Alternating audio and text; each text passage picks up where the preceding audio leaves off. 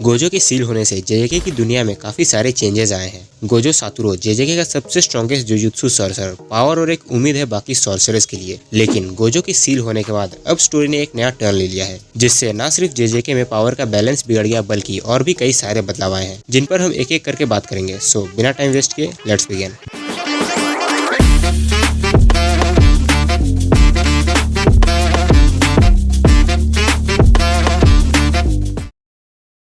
सबसे पहले हम बात करते हैं जिसे सबसे ज्यादा लॉस हुआ है। गोजो सातोरू कोई आम जुजुत्सु सॉर्सरर नहीं है, बल्कि वो मॉडर्न एरा का एक लौता सॉर्सरर है जो अपने लिमिटलेस और 6 आइज की पावर से बड़े से बड़े खतरनाक कर्सेस को खत्म कर सकता है। इनफैक्ट गोजो की प्रेजेंस से ही दुश्मन उससे दूर भागते हैं। लेकिन अब जब गोजो सील हो गया है तो पावर का बैलेंस सॉर्सरर से हट के अब कर्सेस की ओर झुक जाता है। ये काफी अच्छा मौका है कर्सेस और केंजाकू जैसे लोगों के लिए, जो अब तेजी से अपने प्लान्स को आगे बढ़ा सकते हैं, क्योंकि अब उन्हें गोजो की पावर से डरने की कोई जरूरत नहीं, जो कि जुजुत्सु सोसाइटी के लिए अच्छी खबर नहीं है, क्योंकि अब न सिर्फ सॉर्सरर्स बल्कि आम जनता पर भी खतरा मंडरा रहा है। ऐसे में यंग सॉर्सरर्स पर प्रेशर बढ़ जाता है, क्योंकि अब जुजुत्सु सोसाइटी को बचाने की सारी जिम्मेदारी उनके ऊपर आ जाती है। ये उनके लिए काफी चैलेंजिंग होने वाला है, ये जानते हुए कि बड़े से बड़े मुश्किल हालातों में भी अब गोजो की पावर्स उन्हें नहीं बचाने वाली। हालांकि इस दौरान गोजो के स्टूडेंट्स ने काफी अद्भुत, उत्कृष्ट, अविश्वसनीय परफॉर्मेंस दिखाया है, लेकिन फिर भी वो गोजो की स्पेस को नहीं भर सकते, क्योंकि उनके पास अभी भी गोजो जैसी गॉड लाइक पावर्स और एक्सपीरियंस की कमी है। ऐसे में क्या सच में गोजो का कोई स्टूडेंट उसके लेवल तक पहुंच पाएगा?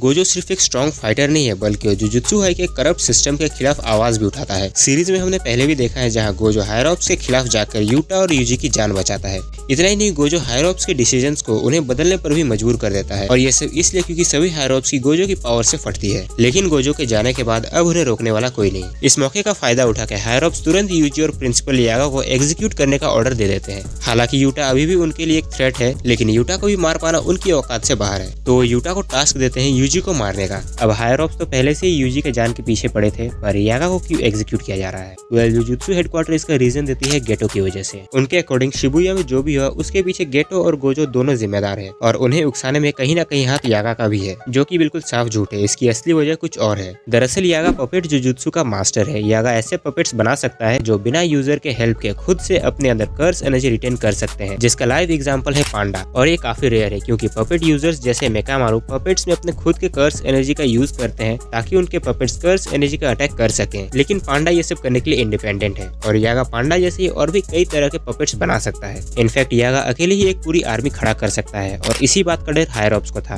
अब ऑब्वियसली गोजो के रहते कोई उसके टीचर को मार देगा तो गोजो उसे ना मार दे, इसलिए गोजो के जाते ही हायर ऑप्स यागा को मरवा देते हैं। लेकिन गोजो की सील होने के बाद जो सबसे बड़ा इंसिडेंट हमें देखने को मिलेगा वो है कलिंग गेम। केंजाकू कलिंग गेम शुरू करने के ऑब्जेक्टिव से ही गोजो को प्रिजन रेल में सील करता है। दरअसल केंजाकू सालों से कलिंग गेम शुरू कराना चाहता था, लेकिन हर बार एक ना एक 6 आई यूजर उसके प्लान्स को रोक देता था। ऐसे में केंजाकू उन्हें मारने का भी ट्राई करता है, लेकिन हर बार फेल हो जाता है ऑब्वियसली। अब केंजाकू को ये तो रियलाइज हो जाता है कि वो गोजो को नहीं मार सकता, इसलिए वो गोजो को प्रिजन रेल में हमेशा के लिए सील कर देता है, और अब की बार केंजाकू का ये आइडिया वर्क कर जाता है। सो भले ही गोजो अब उनके बीच नहीं है, पर सवाल अब भी वही है, क्या गोजो के स्टूडेंट्स गोजो की जगह लेकर उसकी कमी को पूरा कर पाएंगे, या अब सब कुछ केंजाकू के प्लान के अकॉर्डिंग ही होगा? I don't know. So that is it for today. मिलते हैं अगले वीडियो में। Till then, sayonara.